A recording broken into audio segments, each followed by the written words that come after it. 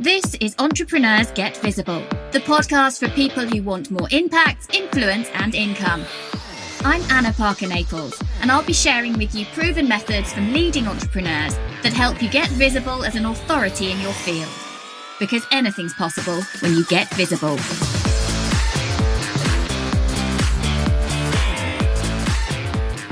Today on Entrepreneurs Get Visible, I'm joined by Nick Bradley, and we are co-presenting this show for both Entrepreneurs Get Visible and Scale Up Your Business, which is Nick's very popular podcast, often found in the iTunes Top 20 for business and entrepreneurship. He is on a mission to help entrepreneurs significantly grow their business to create freedom, build wealth, and live life on their terms. In this episode, we're talking all about how you can increase your sphere of influence in order to have more impact. Okay, so today I'm here with Anna Parker-Naples. Welcome. Hello, nice to meet you there today, Nick. I'm here with Nick Bradley, who runs Scale Up Your Business, his podcast, which you can find often in the top 10 on our iTunes as well. on a good week. On a good week. How those charts go up and down. I haven't worked it out yet. I think it's just down to metrics. It's down to how many people are downloading on day one when you release your episode, I think. Yeah, I tend to sort of think these days when I get feedback and people come in, they're asking for help with scale up and all that sort of stuff, it's more that's of interest. So you can get a little bit too kind of stuck into where you're ranking and thinking, is that about popularity? Is it about what you're doing? But I think it builds over time. I think you've got to have great content as well. You've got to be talking about stuff that is relevant to people, that's actually giving value, and making sure you're bringing in great people into your podcast that are going to be of interest to your own audience, because there's no point having a podcast if it's not actually giving value. That's my And you've been podcasting for quite a while. Yeah, so I started my first podcast, which initially was called Inspiring Mummy Club. And then that kind of grew and evolved as I changed my niche and what I was doing to Inspiring Success Podcast, which you can still find on iTunes. However, I recently relaunched Entrepreneurs Get Visible. It wasn't a relaunch, it was a completely different beast, because I wanted a different energy and a different focus and a different kind of listener. Yeah. Some of my listeners have kind of come over with me, but I knew that I wanted to be much more strategic about what I did with my podcast. Fantastic. Well, let's do some intros. So we're doing a joint podcast recording. So we're going to probably be introducing ourselves.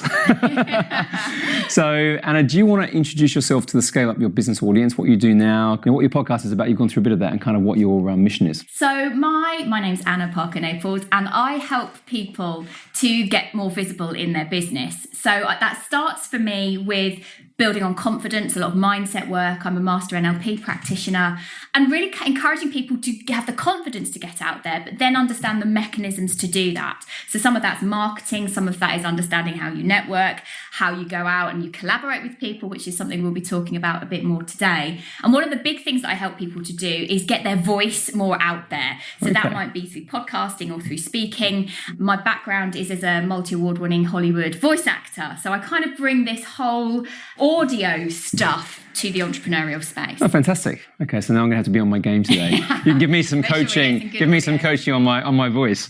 And so my podcast, Scale Up Your Business, is about helping entrepreneurs who are going through, I always say, the journey from startup to scale up, and we can get into what that means a little bit later, helping them get more focused on their business so they can create freedom, build wealth, and live life more in their terms. So my mission is about helping people kind of get out of what I call the struggle of business. And lots of people who start businesses are not necessarily the people who, or they're the same type of people who can scale them. And I don't mean that means you have to bring someone in to do that. It just means the mindset and the skill set of that individual needs to evolve and change. So a lot of the stuff that I talk about in the podcast is that, and then I work with people just trying to get them a little bit more intentional in terms of what they're doing with their business. I think that's really interesting, Nick, because I'm a starter. I love starting things and getting them going and getting them flying, but after that, I do lose a little bit of momentum and interest, to be honest. And I think it's interesting you think that there's different almost personality types. Yeah, it's funny because I'm the opposite. So I was the guy, I use this analogy sometimes about if you ever played with Lego when you were a kid, and I've got 2 young kids and they play with Lego all the time, particularly Star Wars Lego at the moment. I was always the guy who would go in there and sort of follow the instructions and build the thing to type. And some people would actually get the same sort of Lego bricks when they were a kid and just build something really creative and wouldn't care if everything was working properly. And sort of I attune that a little back to sort of what startup and scale up is. So someone who starts a business tend to be more creative, tend to be more visionary, tend to sort of go with something, quite happy with taking risk. Whereas I was always the person who would go in there and see the flaws in that and be able to optimize and be able to take something on a level. So if something's being started by someone and it's not working, I was always the guy who'd go in there and fix it. And be the fixer. That's right. So that's what I do. And I've been doing that now for over a decade with private equity and sort of VC, venture capital backed businesses. And now I tend to focus on working, as I said, directly with entrepreneurs, and I have my own investments as well, where I buy businesses, scale them up and then sell them. So that's my thing. So Nick and I, to give context to this podcast episode, we met on a mastermind that we're both part of. And one of the things we want to talk about today really is, as you're wanting to grow your business, whether you've got past that initial startup stage, maybe you're looking at that next level, how can you deliberately connect with the right influential people or the right peers in order to go to that next level? Precisely. Yeah, so this is an important part. So I think we'll both probably look at this from different perspectives, but I think we'll have a lot of commonality in our thoughts on this, because people say to me, what's the difference between startup and scale up? And more often than not, it's about your ability to work with people. So that's either your ability to build teams, lead teams, coach, motivate, all those sort of things, but also to work externally with partners, and also just to kind of extend your own network and surround yourself with people who are maybe a few steps ahead of where you are, so that you can get to where you need to get to quicker. Yeah, you can. And I think you can, because one, you are, by surrounding yourself with the right people and people who are a little bit ahead of you, it does make you up your game. You realise that the things you want to achieve are already being done or have been done in the past by someone in your sphere of influence. So therefore, instead of it being pie in the sky and something you just want to try and achieve, it's a reality for somebody else. So therefore, it becomes part of your own reality, which I think is really powerful. So for you, Nick, I was listening to one of your early episodes. Oh, God, not the early ones. I was doing my homework yesterday. I was doing the hoovering. And I was listening to you talking about your yearly process of sitting down and over Christmas. Yes, about to do it again very soon. When you've had all the mince pies and you're over the Baileys, where you sit down and you break down all of the things that you want to achieve. And that's not just in that year, but for your life and for yourself. And it really intrigued me. Because one of the things you talked about was consciously thinking about who you might want to bring into your field, or what you want to learn for your personal growth and your business development, and then actually thinking, well, in the next few years I might want to work with that person and I might want to work with this person. Tell me a little bit about that. Yeah, it's I've had some good mentors, and I've had some people who have helped shape that thinking. And one thing to take away from all of that is, and I use the word intentional a lot because I think it's a powerful word, is you have to first create the vision. And I say this whenever I'm coaching people, mentoring people, I say you've got to have a vision for what it is. And that vision is not necessarily the next 3 months. It can be, that's part of it. But for me, it's the next 20 years. So I go as far forward as saying, okay, when I'm 65, what do I want my life to be like at that age? I love that you were thinking 20 years, because for me, I've never thought beyond 5 years, because for me, that's always, well, I know I can probably do that. And just listening to that podcast yesterday is actually going to really change my next planning session, because I'm going, I thought if I was going to think anywhere in the future, it'd be 10 years, that was just so far away. But 20 years, that's a whole other beast. It's a different thing. And what it does, I know, I'll be 65 years of age. But it was funny, the person who first sort of talked to me about that said that there's no risk in setting really big, audacious goals, okay, other than the fact of how you then contextualize that in your mind, right? So why not go out there and just create something outstanding? So for me, it's thinking, okay, what can I achieve in 1 year is a certain amount. In 3 years, 5 years, a certain amount. 10 years, quite a lot. But what can I do in 20 years? What's my life? Where am I going to be? What do I want, the relationships that I have with people to be like? What do I want my businesses to be like? So I started with that. Now, I don't necessarily, back to your question, go back every year and go, okay, what's my 20-year vision? But what I will do is I'll use that as a marker in the sand, so to speak, to say, okay, am I on the pathway to that? And am I making the right choices over the next 12 months? Goals, actions, habits, mentors, who I need to become, my identity. Am I being very clear and intentional around that? And then that helps me be able to sort of narrow things back to kind of where I focus my time, my energy. But I'm very, very specific about it. So to give you, again, a bit more context, when I first started doing this a few years ago now, I had two lists. I had a professional development list and I had a personal development list. And just to kind of break that up in terms of what I mean, personal development is mainly focused on my mindset. So who I need to, so how I manage my emotions, which is really critical. We can get into that a bit. And my professional one is who do I need to surround myself with from a professional standpoint. So the reason that I was doing this mastermind with Rob Moore is that there was some stuff that Rob had experienced that I felt I needed to learn. So he became on that list. Yeah. And there was about 5 or 6 people on that list, actually, and Rob was one of them. So that's how we met. That's how we met. And for me, it was my decision to do that particular mastermind. I'd come out of another mastermind, it had been really powerful. It had been very female orientated. And I was aware that I didn't want my work to be in that niche anymore, that my work could affect more people. And I knew at that point that I wanted to have a male mentor, and I wanted not just a male mentor, but to be in a mastermind with men and women, because my work had become single sex, and that wasn't enough for me anymore. So coming onto this mastermind was a strategic thing. Cool. Because I've seen it, even in the sort of 6 months that we've known each other, I've seen a big change in terms of that from you. Because when we first met, you were still obviously focused mainly on that niche, that's coping, and you've evolved that over the 6 months massively. How did that happen?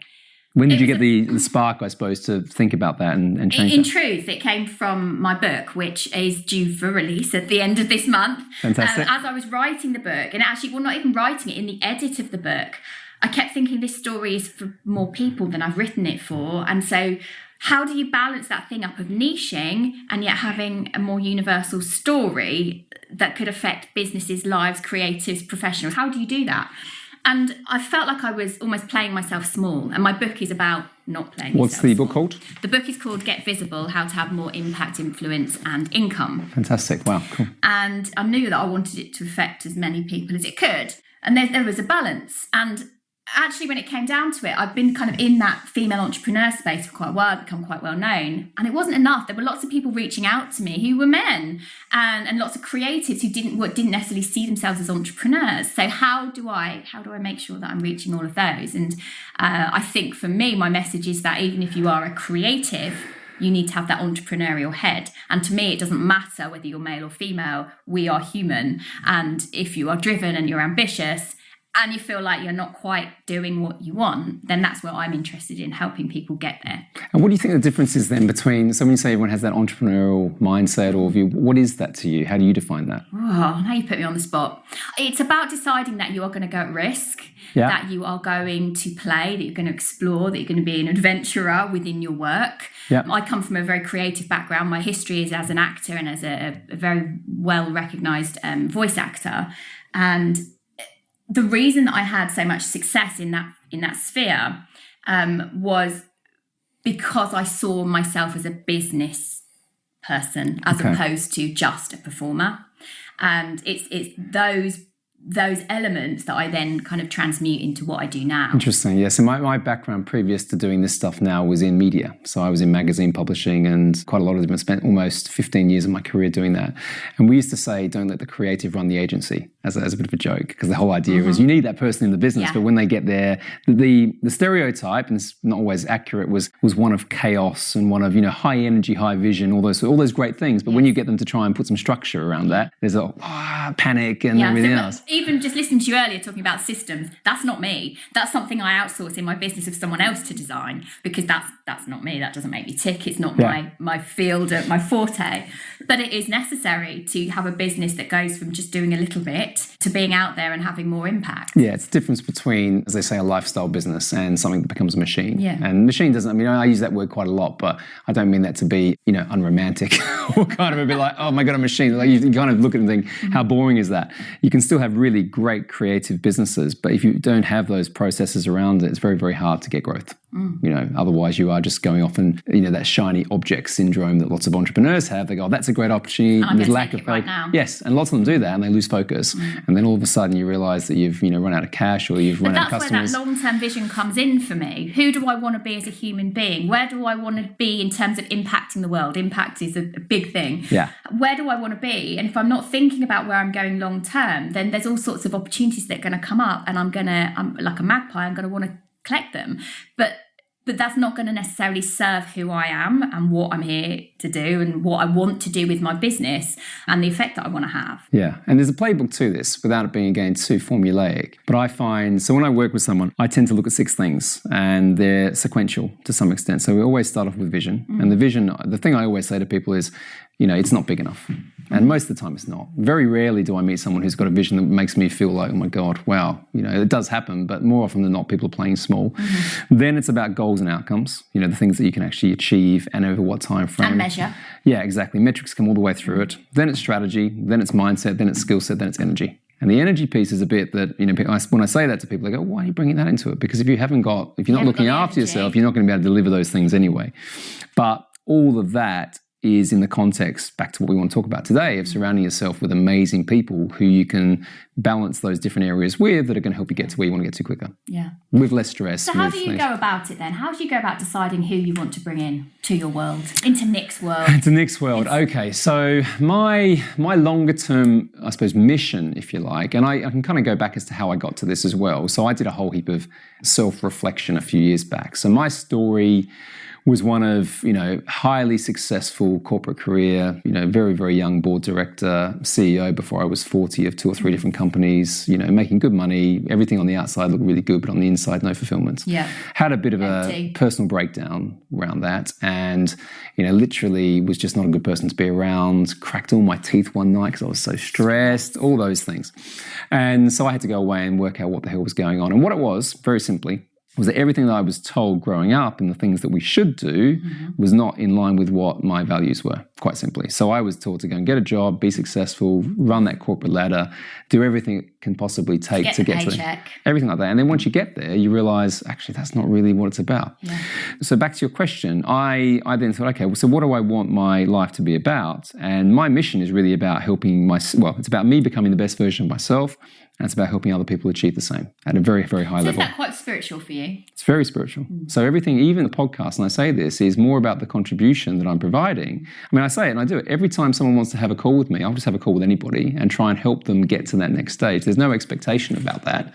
And I find that if I add enough value to people, I end up getting what I want in all other areas of my life anyway, because I'm leading with contribution. I'm not leading with anything that's motivated differently. So I think that's fascinating because that really strongly resonates with what I'm doing and why I'm doing and helping people kind of come out of their shell so that they can have more impact. In your previous work, in your corporate work, before you had what you described as a personal breakdown, I think they were your words. Yeah. Was there any feeling of that at that stage? A lot of things happened around the same time. So I hadn't met my dad, for example. So he left when I was 2 or 3, and then I met him for the first time. So we're talking 30-odd years, 35 years.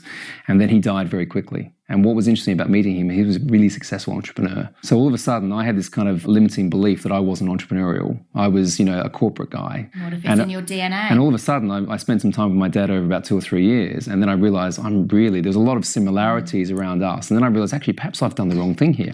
And then I connected back. I actually started a business when I was 18, really successfully, and sold it. So you were already an entrepreneur. Yeah. You just weren't seeing yourself. So what happens, and this was the epiphany, if you want to call it that, was I had lost my way for 20 years following something I thought was the right path, but actually was repressing what I really was. And so as soon as I got that, which happened literally over the space of a few days, I connected with it. How did you connect with it? So the story is.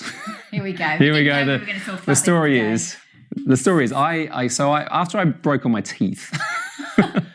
So that wasn't a fun night, and I was talking to my wife, and I called up a friend of mine who, back at university days, he retired at 28. So I knew him in his early 20s, and he retired at sort of 28, 29, and made $65 million Australian dollars on a business. And I called him up, and we all thought he was weird.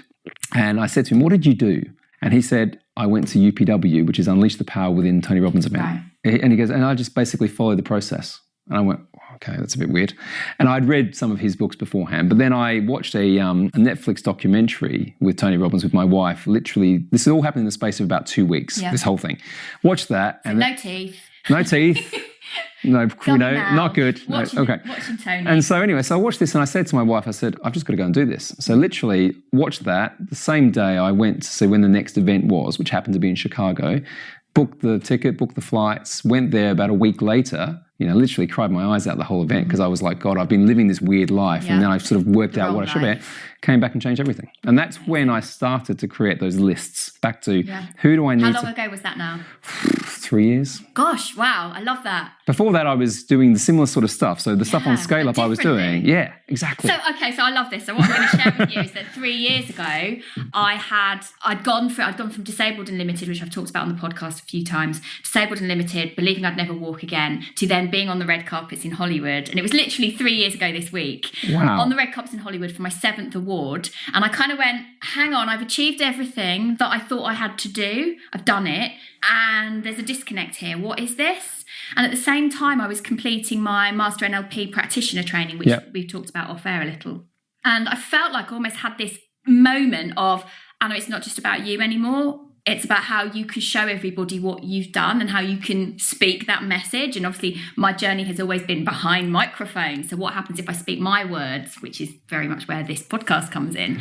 But I love that. So you've had quite an incredible journey over the last 3 years, similar. as have I. So just to unpack that, because I know some of this, but not all of it. And I think it's interesting for people to understand. So the whole wheelchair to what you do now, what's that? So 10 years ago, well, the week of Christmas, 10 years ago, I was told through my third pregnancy that I should expect and plan to never walk again. I had very severe SPD, symphysis pubis dysfunction. It's now often known as pelvic girdle pain, where basically you fall apart. It's very common in the last week of pregnancy, but my hospital had never seen anything like it. We had a lot of stress in our house and in our family at the time. It was just one thing after another. And I'd had this mildly in my first and second pregnancies, but week 9 in the pregnancy, I was sick as a dog. We had a lot of stress, all sorts of things going on. I had some pain within 3 days. I was on a Zimmer frame. Within 5 days, I was in a wheelchair and I couldn't do anything. At this point, I had a 4-year-old who just started school. I had a 13-month-old toddler and I was pregnant. And we just got married and we couldn't live in our house for some reason at the time. And they'd never seen a case like it. And I'm not going to go in. I was going to say some stuff, but I'm not going into that today. That's another episode. But essentially, I reached the depths of the depths. And I went to get help. And the help I went to get was seeing someone who was a hypnotherapist because I thought it might help. Actually, he didn't do any hypnosis that day. He used NLP conversation with me. It was very much a conversation, but with specific techniques. And it was the first time I opened those doors to possibility for myself. Right. And very much so my book Get Visible, my podcast Entrepreneurs Get Visible, I was hiding. And he showed me the language that I was using about myself, which was about being limited, stuck and overlooked. Wow. And those related to being in a wheelchair, but actually went much deeper than that. And they were about me not being seen as a person, not being recognised as a performer. For me, it was always about recognition. What happened then, I basically went away and changed all of my language. This is such a big story in a very short space of time. No, it's a great story though. I changed all of my language from pain to healing, from I'm stuck to I have choice. And we put in very rigid structures at home so that my family could support me having or not having conversations. And I'm not going to say it was easy, but within 3 weeks, I was back on a Zimmer frame. Within 6 weeks, I was back doing the school run. There you go. So that language thing, though, that's me. I mean, I have and some people know this, I've mentioned on the podcast beforehand, I have a room in my house which has literally got affirmations written all over it of the 20-year vision. So every day when it's actually my bathroom. So every time you're going to get there. Oh, well, yeah. It's all what we call I am statements. Yeah. So, one of my mentors says, the words that follow I am follow you. So be very intentional again about what you say. I want to say something about this in context of the fact we're talking about Tony Robbins. So when I launched Entrepreneurs Get Visible, I knew 3 years ago that I wanted to be speaking alongside the leading speakers in the world, which for me included Tony Robbins. When I launched this podcast, Entrepreneurs Get Visible, by day 2, iTunes was promoting me alongside Tony Robbins and Gary Vee. Now, they're the two people that in my head, that's where I want to be. And so I feel very much like I've created that. Now, whether, we're not going to get into spirituality and manifestation, all of those things, but actually, for me, it was as much as my belief that I can do that. My belief that it is possible. No, I believe, they say, if you study this stuff, which I have, it's you create everything in your life versus a thought, This is a whole different conversation to the one I thought we were going to be having today. But it does contextualize back in terms of, how do you turn this into action? We need to get into that because I think we're talking a lot about the sort of why as opposed to what you do. But a lot of stuff I found is, this is another story back to when I was talking to my wife a few years back before I even got involved in some of the stuff I do now. I always used to write down some goals, and I always used to write down some goals at Christmas. So how I do it now is very different, as you explained, to how I used to do it. But I look back on a few of them, particularly the ones around sort of 2010, so almost a decade ago. Yeah. And she used to say to me, every time you write down a goal, you do it. Yeah. And I went back and looked at my little book and I thought, wow, I did, but I forgot. But I sowed the seed at that point in time and then... Took action, most likely. Took action, but also attracted things. So therefore, I always think that people say, do you attract these different successes or achievements? And for me, it's not so much about that. It's that when something presents itself to you, because it's in your mind... You see the opportunity, whereas before you had, in NLP terms, generalised, deleted or distorted information. Yes. Whereas when you are creating those, this is the science part part of it, when you're creating those new neural pathways about who I am and what I'm looking for, actually that stuff was probably always there. You just deleted it. You didn't recognize that it was there. So it's really interesting. And for me, I'm very intentional about now who I network with, where I go, who I bring in, who I want to train with. And those things evolve and grow depending on where I am with my business. And that journey, my business is very much me. So you outgrow your mentors, I find. I always say this to people too, that, again, when I work with people in their businesses, I say, I'll be, useful and helpful to you at a point in time, but I may not be the person that can, there's a point in time where it may not be that, you need me, you need someone else.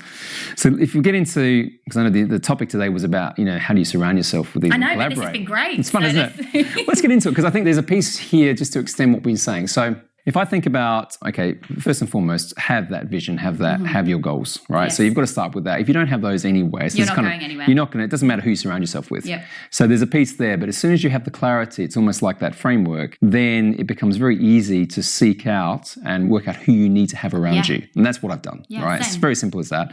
And so for me, so in my model, so there was around personal branding. So how do I get better at that? Rob Moore, brilliant at it. Podcasting, the same thing. Yeah. So Rob has helped me massively on that, and there was a very clear view that I wanted to go to the best I could find, certainly in the UK, around those things. So that's Rob. Buying and selling businesses, which is one of my business models. There's two people in the world who are the best at that, a guy called Carl Allen and Jeremy Harbour. Now, this is a weird story, because I'm going to share it with you. Carl Allen has an amazing online program around business buying, and I bought that program a little while ago now. I turned up to a Tony Robbins event in August, which was called Life and Wealth Mastery. And there's 500 people in the room, and you broke into groups, small groups of about 15 people. Carl Allen's in my group. Amazing. Right, so now we've done a partnership together, and we're going to be doing more stuff together. But so again, it's weird this, right? And that's happened more times than I can explain. That's just one example. But the person that I wanted to be a mentor that I didn't have met, I manifested to some extent. And then serendipitously... Because you've got yourself in the right places with the people, with the right mind frames, with the people who are on a similar journey, albeit maybe they're at different stages to you. But I had no idea he was going to be there. It's crazy. And those sort of things, again, you sit next to someone at a restaurant, it opens up another door. That happened recently on a flight.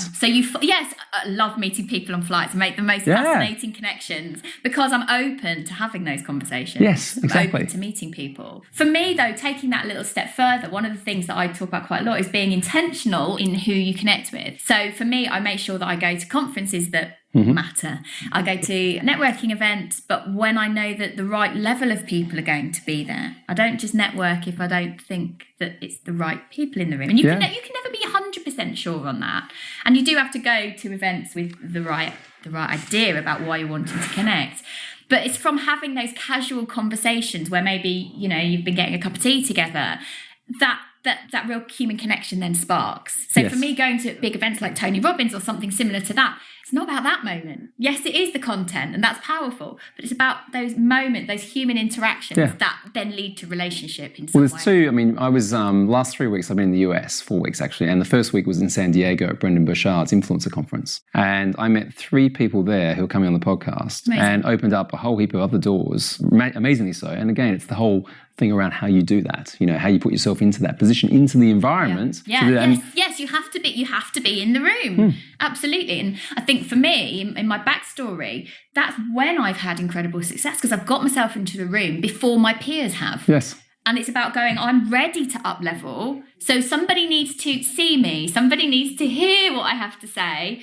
And there be a real meeting of humans, as opposed to I'm selling at you or I'm pitching at you. Yeah, it's definitely not that. And that's the one thing probably to get across to both of our audiences is this is not, you can't be unauthentic when you go into these things. So if I go to one of these events, I'm not going there trying to pitch what I do with Scale Up Your Business or anything like that. I'm going there to meet people who are interesting, seeing if, I can help them, they can help me. And more often than not, you have similar values when you go to these things anyway. But I always, just to kind of leave this with your audience, if people are struggling with their scale up, and you're not extending your environment, your network, putting yourself, investing in yourself as well to some extent. If you're not doing those things, it's going to be very, very difficult for you to be able to find the strategies to be able to get to where you want to be. Yeah, it's very lonely sometimes unless you're putting yourself into those situations.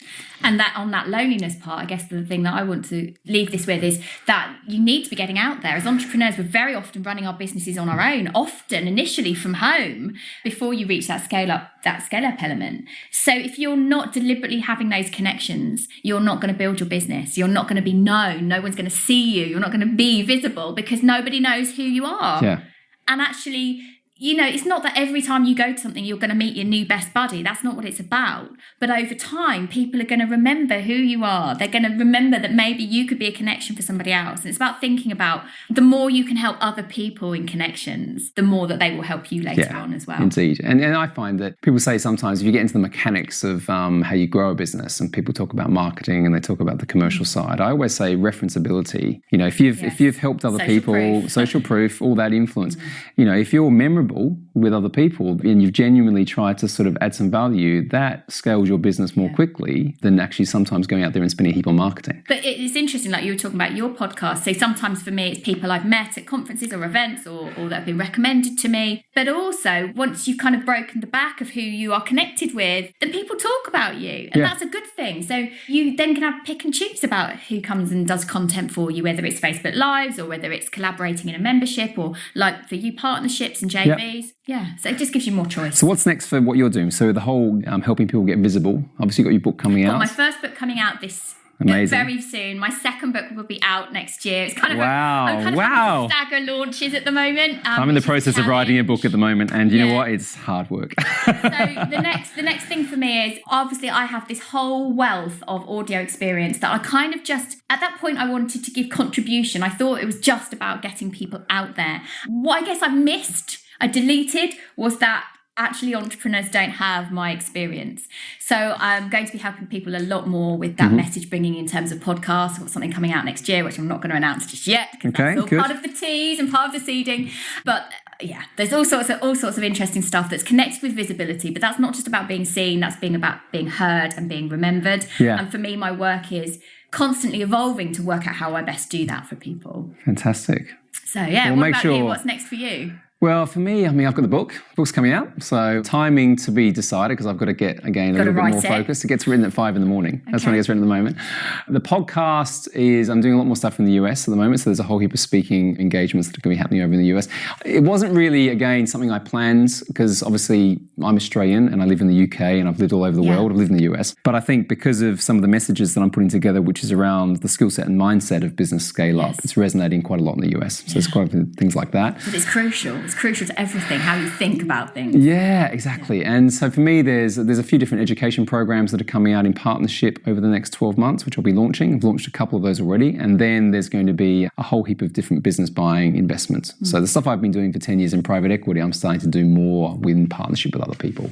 So it's really about that. And then I suppose the longer term piece, back to the whole 20-year goal, and this is the thing that drives me more than anything else, is, and it comes back to what I said about my dad, because he died of cancer. Someone said to me once that the cure for cancer could be hidden somewhere, hidden in someone's head in the middle of Africa, and there's no access to that individual because they haven't got the people around them or the infrastructure. So my whole thing is to set up a foundation around that, which is entrepreneurship as a force for good. So I want to be able to create free mentoring and free access to people in developing countries who have not got access to the same things that we would have in the Western world. So part of what I'm doing around that is supporting those type of foundations, but I'd like to be able to bring the stuff I'm doing on business scale up much more broadly into those environments.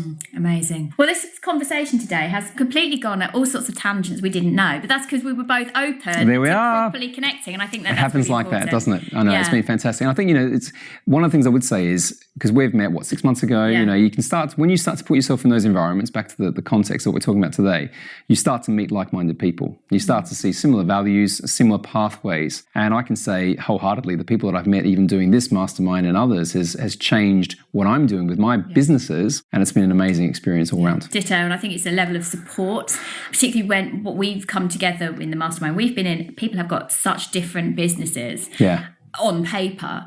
But when you've got the right energy, the right mindset, the right belief in your own ability to achieve, it's really powerful when you come together. It is. Well, listen, it's been great doing this joint podcast today. Great. Thanks for coming on the show, as we say. Thanks for coming on my show. Cool. All right, thank you. All right, take care. Thank you for listening to Entrepreneurs Get Visible. To get your free checklist on how to raise your profile and to find out about our community, go to annaparkernaples.co.uk/get visible.